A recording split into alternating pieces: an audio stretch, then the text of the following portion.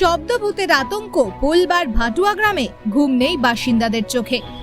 এরকম যারা মাথা তখন যেরকম ইট রাখতে হয়, যারা রাজমিস্ত্রিতে কাজ করবে সেরকম ইট রাখছে, আবার মনে হচ্ছে যে ইট গাঁপছে এরকম। এবার আমরা যে ছাদে বসে আছি দেখছি আওয়াজ হয়ে যাচ্ছে, কিন্তু কিছু দেখতে পাচ্ছি না। চারিদিকে এরকম দেখছি, ছাদে উঠে দেখতে পাচ্ছি না কিছু। এবার ভয়েতে আবার নেমে চলে আসছি।